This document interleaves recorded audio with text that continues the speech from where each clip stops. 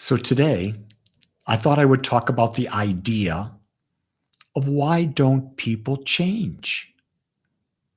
I get that question all the time. Why doesn't my partner change? Why doesn't my son or daughter change? Why won't my parents change? They need to change. So I thought we'd go and explore that. People don't change because they find it easier to stay in the familiar rather than to be creative and expansive about their own future, which, whether they know it or not, is always in their control. Do you get that?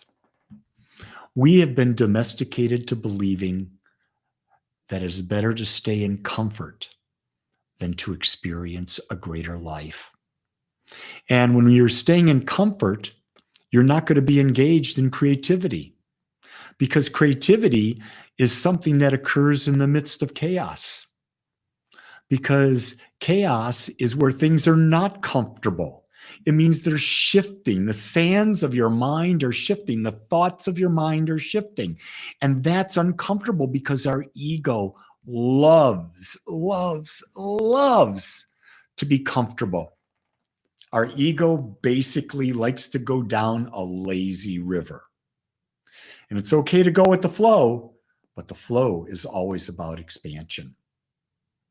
So, what I understand is that a true religious scientist understands and knows from practical experience that they have the power to create.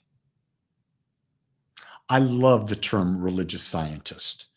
This is what Ernest Holmes called the movement when he wrote The Science of Mind, religious science. Because you take a spiritual principle and you prove it. If it works, you own it and you use it. If it doesn't work, you let it go. Or you continue to use it until you've proven it. Again, it doesn't matter if you understand something. If you have no practical experience of it, you're not going to value it because you're just going to see it's just words rather than a tool that you can use to create your life.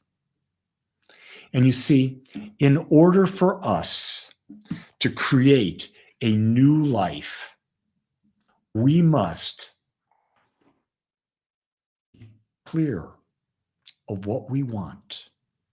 And then we must clear out any and all old thought patterns. Because it's our old thought patterns that keep us in our present experience. Our old thought patterns keep our mind locked on what we're experiencing right now. We've got to clear them out and make way for our new beliefs that we're creating to demonstrate. If you're an introvert and you have a belief pattern that you have fear about talking with others, you've got to clear out that pattern of belief.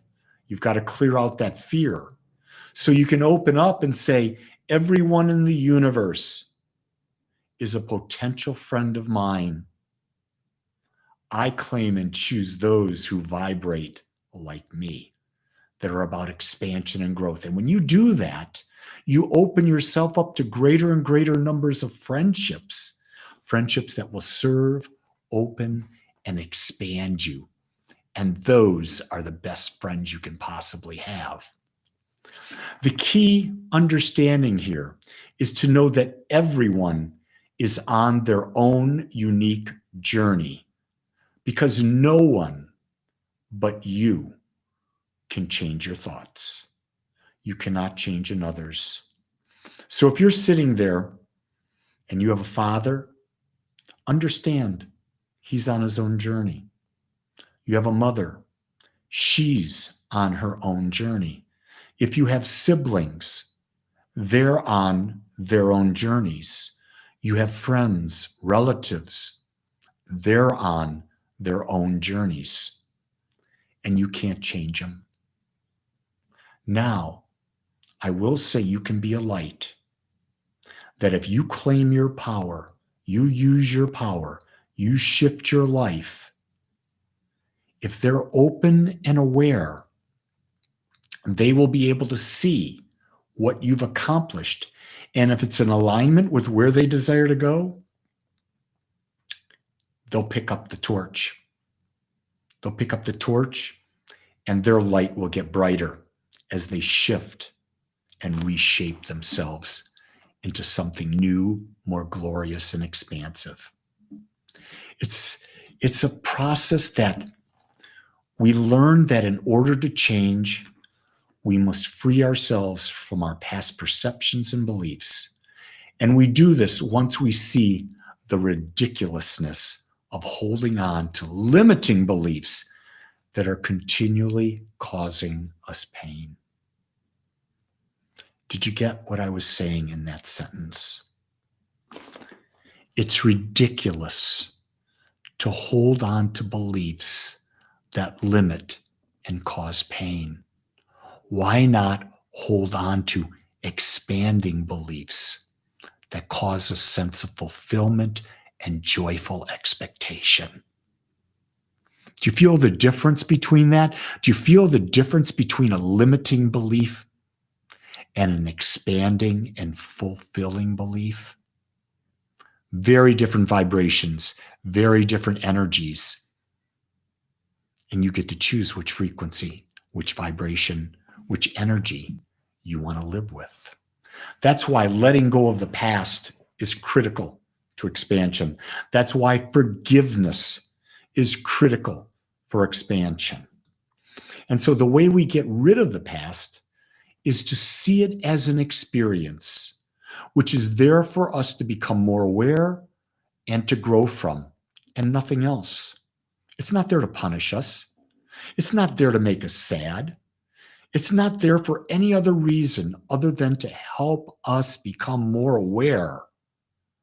And in that awareness, grow into something greater, something more beautiful, something more expansive, something more fulfilling. And rest assured, eventually you'll be getting rid of what you're expanding into now.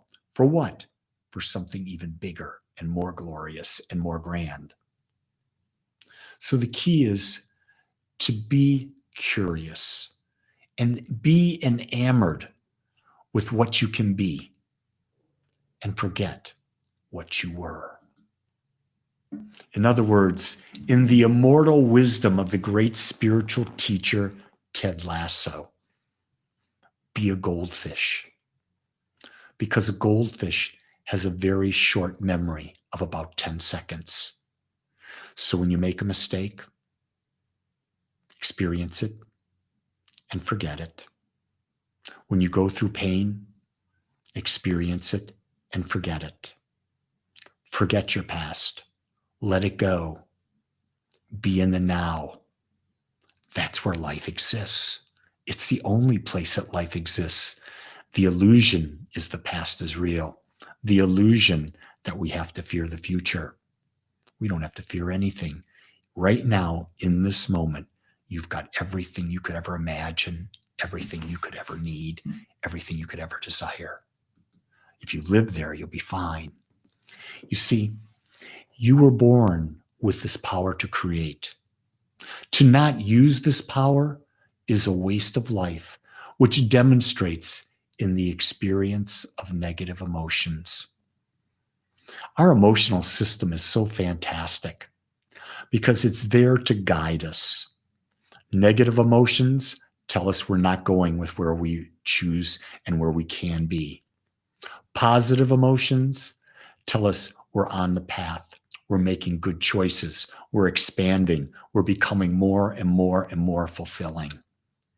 When you start to understand your emotions, it's such a key. You value the negative ones and you value the positive ones equally. You don't desire one more than the other because you know they're just signposts.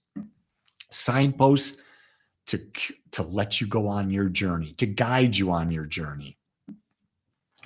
One who embraces their creativity understands the importance of being able to pivot in an ever-changing world.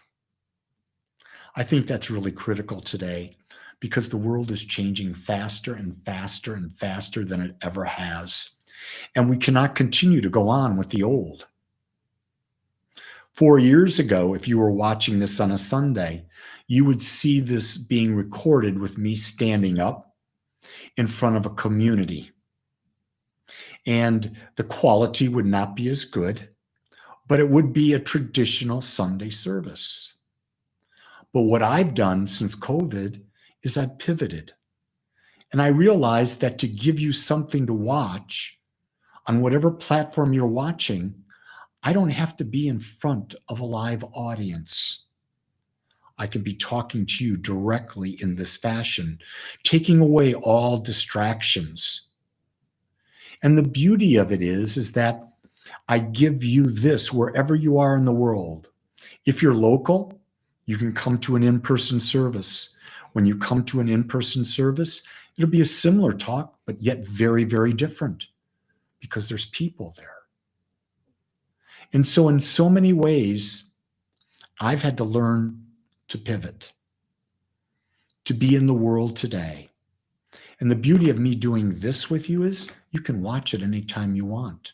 You can share it with whoever you want, whenever you want to share it. Because what I'm learning is that people want to watch things when it's at their convenience, not necessarily where you were. So when you think about your life, you've got to understand the power exists in you. There is nothing to fear.